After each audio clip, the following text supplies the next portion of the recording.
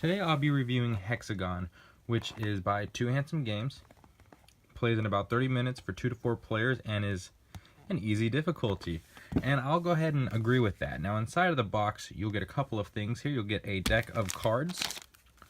Now these are the cards that you will be fulfilling for points, and this is also telling you how easy it is to score that from 1 to 2 to 3 stars. You'll also get a bag full of tiles, including, and you can tell just based off the tiles here, get a little idea of how the game is going to work creating these specific sets using these tiles. There's special tiles, cracked tiles, regular tiles, and then the blue tiles. And then you have the rule book. So let's start with the rule book. Definitely one of the easier rule books, and I'm a big fan of rule books that have a really nice fluid motion of how things should be played with steps. And each step has a nice little idea of how that step's going to work. So you start with the sequence cards, followed by playing hexagons, claiming sequences, and drawing hexagons. And then of course scoring them and so forth. Now I did say there were special hexagons in the game, so this is what they look like here. Each one does something a little special to it, and I want to say that I like that this game isn't adding fluff, because each tile does something very valuable for a player. Because, you know, there's only so many cards allowed in the field, and they're constantly being rotated out, and the tiles come in and out very quickly, and it's just really fast paced, and I do like that about it because it's fun. You know, a lot of tile games kind of suffer from just tiring out and being boring after a while, but this game keeps it pretty interesting because you have to race to complete these, because if you don't finish them in time, they'll actually be removed, shuffled back in, and you don't know when they're going to come back. Now, some things I don't like about the game, and this is just a personal preference with just abstract games in general, is just the lack of theme. I know that themes does not matter at all when it comes to abstract game because of how the gameplay is, but I like to just imagine, you know, create the immersion of what this abstract experience could be within that theme. But of course, that's a very small issue I have with the game, because what it really comes down to is this is a very solid game that plays fluently, tells you what you need to do and how you need to do it, has a lot of quick action gameplay with a lot of strategy. Because say you want to build this, but you don't know what the opponents are trying to build. If you're trying to build this without them trying to find out, you have to play tiles in a certain way so they don't actually see this when your tiles are being, you know, created. And then you can use your specials to move the board around in case you think somebody's trying to get one of these high scoring cards before you do and being stuck with one of these. So let's go into how the game plays. You shuffle the deck of sequence cards.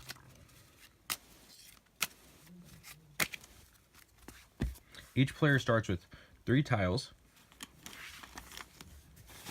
within this bag. And for this example, everyone can see our tiles, but this is your hand, technically. The objective of the game is to score as many points as you can before this bag runs out of tiles. And trust me, it does not take long for this bag to run out of tiles.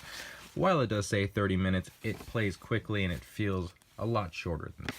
So let's say I'm going, I'll look at my hand, and you know, I do want to start working on something. I know that's pretty strong there, so I'll put down a blue. You know, everyone can work on this blue here. And then I could play as many hexagons as I'd like, so I'm just going to go ahead and play these 2. You know, get it out there, why not? Alternatively, I could have actually saved those and not played at all. I could have passed.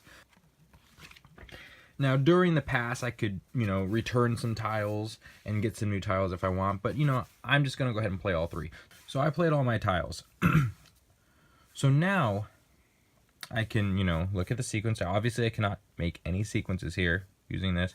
So I'm going to go straight to the next phase in the turn, which means I draw up to 3 cards, and I cannot go over 6 cards in my hand. Okay. Now, since I have nothing in my hand, I can grab all 3 cards or tiles. I'm just going to keep saying cards because it's more comfortable for me. So I have 3 tiles. So now this player goes, and he actually, you know, he could destroy something in the field. He could grab 2 new hexagon tiles. And actually, what I'm going to do right now is just not playing. I'm going to pass, okay? Now, I could play anything. I could play, you know, one of these. I could play one of these. I could play both of them if I want, but I'm going to play nothing. I'm going to pass. So now, you know, I obviously can't build this. Oh, I forgot to do this. Sorry. Each player, every turn, will draw a sequence card. Okay. I mean, you know, that isn't going to benefit me if I play a tile here, because then he's for sure going to get it. Anyways, he passes. He can't do anything with the sequence, so now he draws 3. He's not at his limit of 6, so he gets 3 new tiles. Now he has a nice little hand to build some sequences here. So this player goes, and yeah, he can bomb things too, but no reason to. He's actually just going to do this. He's going to end right there. He's not going to play that card, but he gets to complete this sequence for 2 points. He puts it over here. Here's the sequence right here. Actually, let's do it like this, just to give you an idea of how these cards work. So let's say he plays it like this.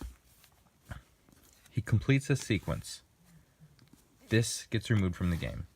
This is now the center of the board. And of course, I forgot to do this, but remember, every turn is 4 phases, and you draw one of these every turn. And the turn is per person. And that's how the game goes. You continue to do this until this tile is completely emptied, and whoever has the most points at the end of the game wins. So yeah, I mean, of course you could see how that gameplay works. I think what I respect the most about this game is how fluent this rulebook is. I know I've mentioned that before, but really look at this. You know, everything comes with examples. Everything's thoroughly thought out and explained to players who do not know how to play this game. A lot of rulebooks suffer from being played so often that a lot of the writers forget that no one else knows how to play their game yet. But this makes sure to really break it down for you. Explains how the specials work, and then there's different variations too. And I really enjoy that, of course. You know, with different variations, it can really mix up the game a little bit, so it's not getting stale at all. Definitely some replay value in this. Now, this is going to be a beta version of the game. I don't think this is the final. Yeah, this is the pre-release. But regardless, I love the components for how they look at the moment. I really like the structure of the game. I like the simplicity of the game. And I like the scoring in the game. I don't like that it doesn't have a theme, and that's just my own personal opinion, of course. Sometimes I feel, you know, if there's 3 in the field, as soon as this one comes out, the oldest one goes away. I think sometimes, you know, with more people, you could see when you're building a strategy, your strategy is pretty short term because of how quick these go away. And when you do have a big enough pile of tiles kind of laid out, you notice that a lot of the smaller cards will just start being collected right away since they've already existed, and if you don't play enough of these, they don't get destroyed. And of course, you know, you have the option to use specials to change it around, but you could see there's like it's a lot faster. Oh, I see this on the field. Okay, I also see this on the field, right? But bottom line is, if you are looking for a fun, abstract game that has no fluff, is down to the point, and is a very fun experience, which is quick pace from beginning to end, definitely recommend checking out Hexagone.